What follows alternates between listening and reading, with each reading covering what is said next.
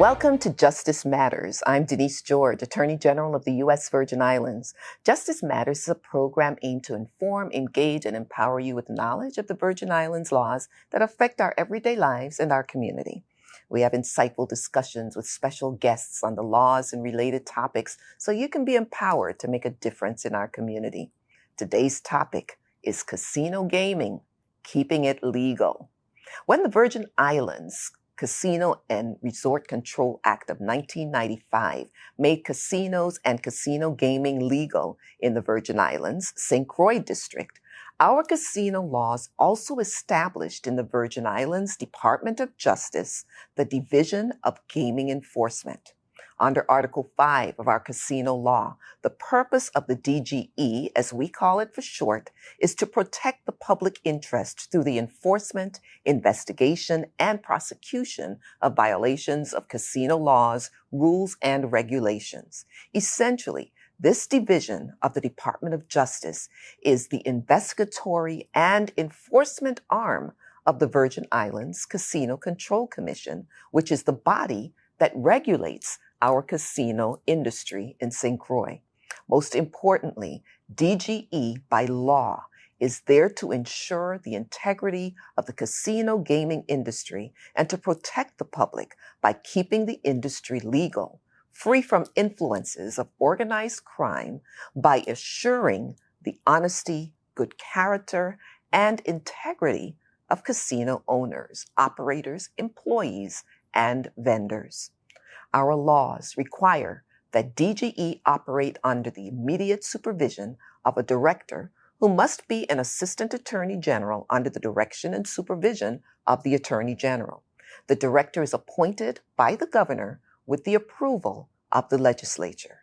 Joining us now to discuss the real deal as to how the DGE works is our Director of the Division of Gaming Enforcement, Assistant Attorney General Oliver David. Welcome to Justice Matters. Thank you, AAG. Good morning, all.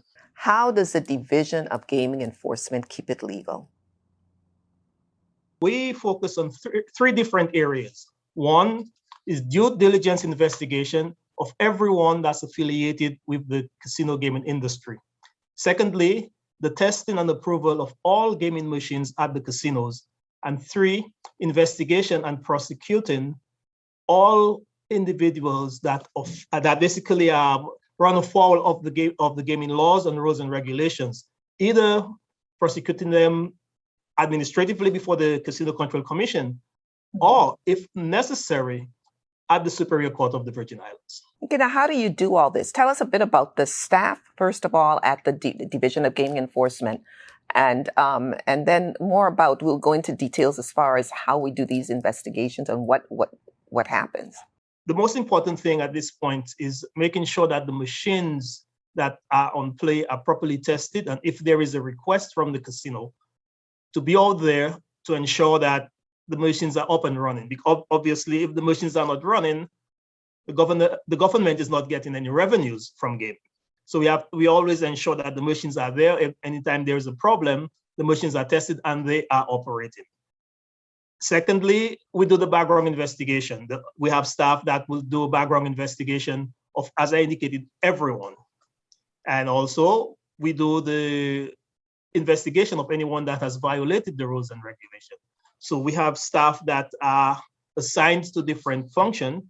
And once that is done, we take the necessary action. Okay, well, let's get with the, as far as the investigations for the employees of the casinos and those establishments.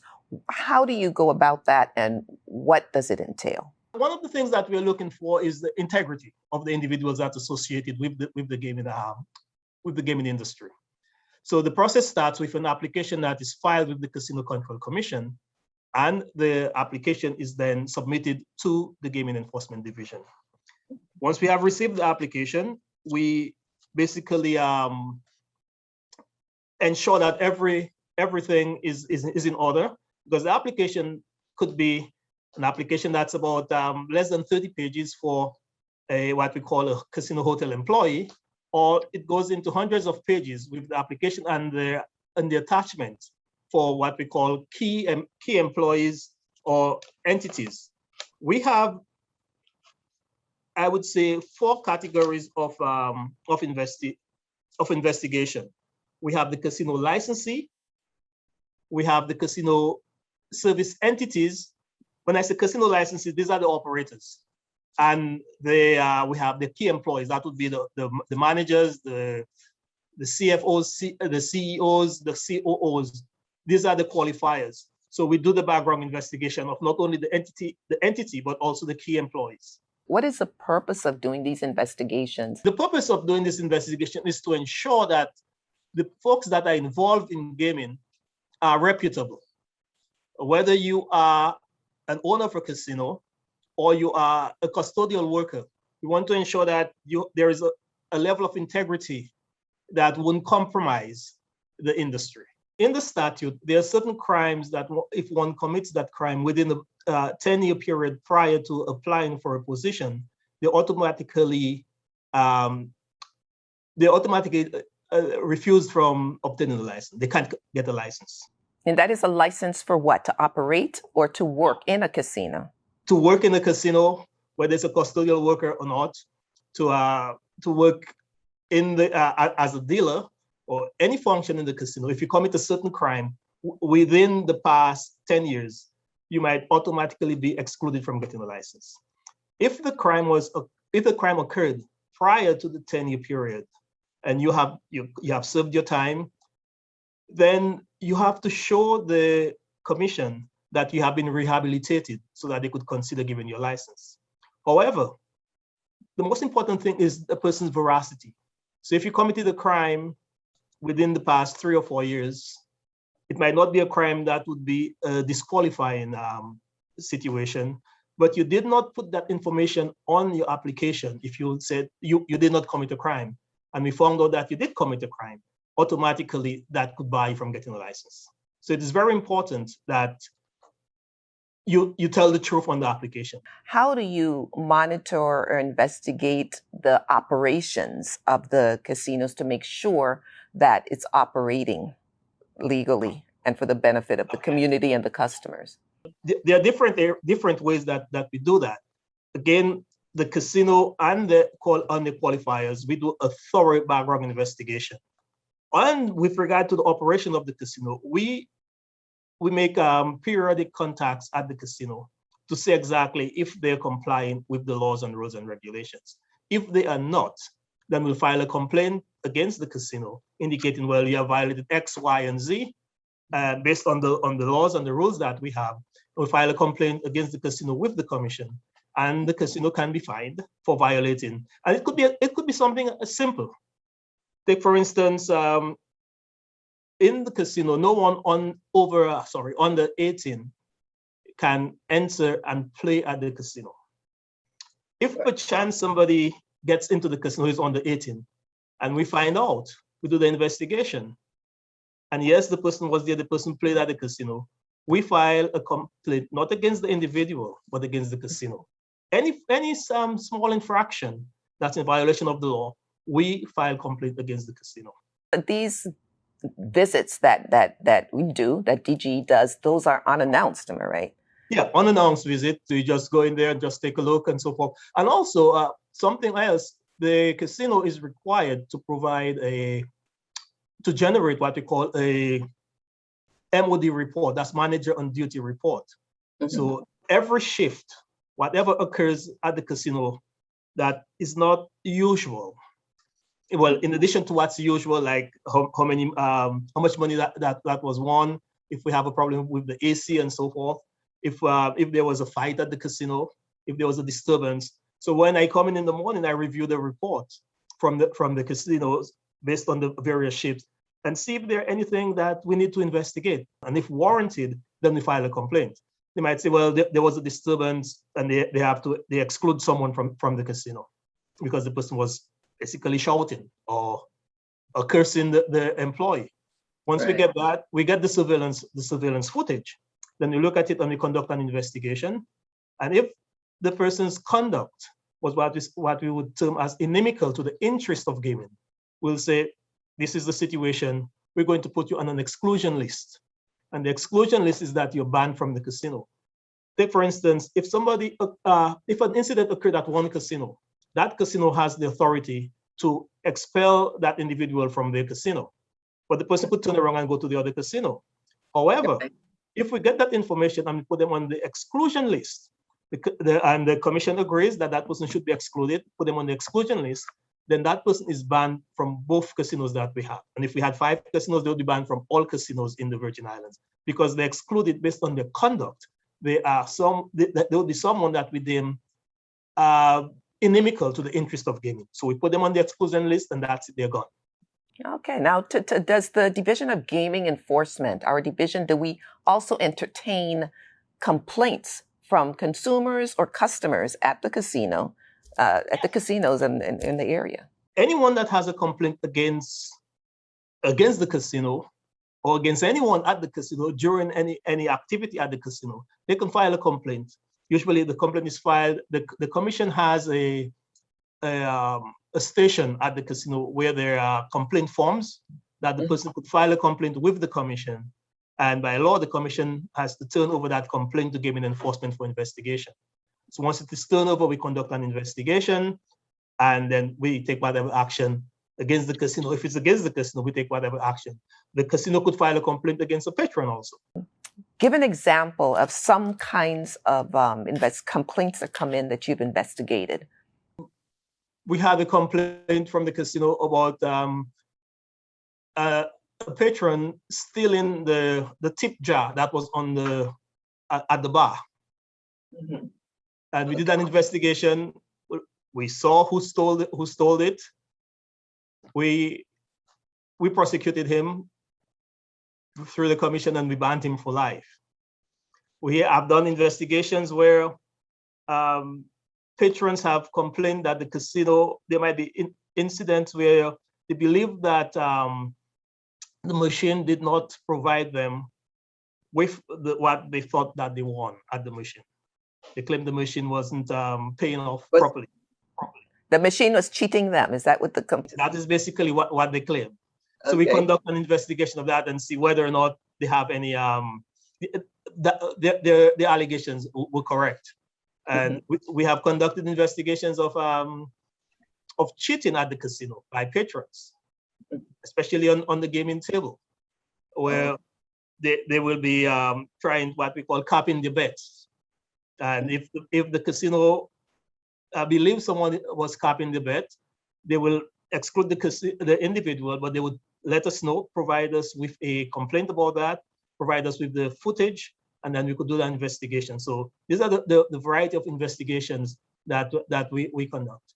Okay, well, let's talk about those because it sort of piqued the interest here about when we have a complaint about the machines that a customer might feel that the machine somehow is rigged or something like that and cheated them. How do you approach that? And how do you assure that that doesn't happen? Okay, well, it depends on the type of complaint that is made. But the first thing that, with regard to the machines, I must say that all of the machines that are on the floor playing, the machines are tested and approved. And we have engaged in 2 companies that are licensed and renowned companies to do the testing and approval of all of the machines that are in operation. The casino has specific, I should say, not policies, but specific requirements for a machine in order for a machine to be approved for use in the industry in the Virgin Islands. So if a company wants to have a machine placed, or if the casino wants to purchase a machine from a particular company, they'll inform the commission. Then they'll say, okay, well, yes, you can bring it in, but it has to be tested. And we use one company called Gaming Laboratories International, that is GLL, another one called BMM. So the prototype of the machine, or one that has been approved by GLL for based on the specifications that's established by the commission, goes through that testing process. And then the GLI of BMM say, okay, well, yes, that machine is approved pursuant to the Virgin Islands statutes. Once it's approved, then what's next? Does anything else come next for us? Well, once it's approved, it comes down to the Virgin Islands. They could be shipped to the Virgin Islands. And then we conduct the test not only of the machine but the software for these machines. Each software in the machine has an individual code, and we have to verify that that particular software is approved by JLI, because we have a machine we call a Cobitron machine. So we could use that computer chip, put it in the Cobitron machine, get the code of the signature, and compare it with the code of signature from GLI or BMM, and say, well, yes, that is approved. So once that is done, we know that particular software is approved. Place the software in the machine, and we seal it. We have a tamper-resistant tape that we seal it. The casino cannot remove that. Once we have sealed it, the casino cannot remove it or change it and put anything that they want, because the tamper-resistant tape that we have in there, if it is broken, the casino will be charged for that. So if the casino wants to make some changes to the machine, they have to call DGE, and DGE will go and supervise them. So we have the particular computer, the keys locked up in our office. So we'll provide it to them to make the changes that they need to make, and then it's given back to us. So then we test the chips that they want to put in there. We see it's a chip that is valid. We insert it in the computer, then we seal it. So that is the process to ensure that everything is done properly. So DGE will do that and seal it and everything. But sometimes the company might want to upgrade a particular chip, change a particular game. Even though the machine has, when it comes in with one set of game, they might want to change the games in that machine. So you have the computer chip that controls the game. So they could change what was there, and they want to put the new chips to have different games in there. But that new chip has to be tested by DGE. So nothing can be done unless it is tested and approved by DGE. Well, how often does DGE just check to make sure that the machines are functioning properly, or is that done? Are there general maintenance checks to make sure that the machines aren't tampered with, whether or not we receive a complaint? Yes, we do spot check periodically to ensure that the machines are not tampered. If we open the machine, if we notice that the tamper-resistant tape is intact, we know that it's not an issue. Then we could go at any point in time and ask the operator to open machine A, B, C, or D. They cannot object to our request, and we take a look at it and we say, okay, fine, lock it in. In addition to that, we have done what we call machine audits, where we have engaged GLI to come in and do a complete audit of all of the electronic equipment on the gaming floor. And then they do a report they provide a report to us as to their findings. And we just did one couple months ago, and the GLI tested a combined total of about 1,700 plus pieces of software in the various machines. They tested 360 plus machines, and that's a machine, not only the slot machines, but the computer at the back that collaborates with the machine to ensure that everything is done properly, because everything is electronic right now.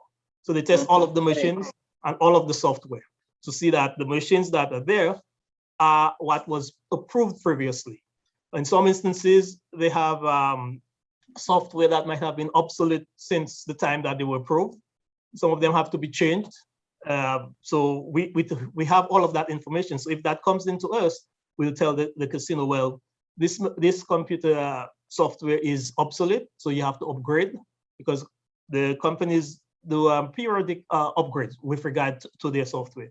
If it's something that is critical, we'll basically have the machine shut down immediately and have the upgrade done. But it might be a computer chip that deals with the sound or the graphics of the casino, but it does not interfere with the outcome of the game.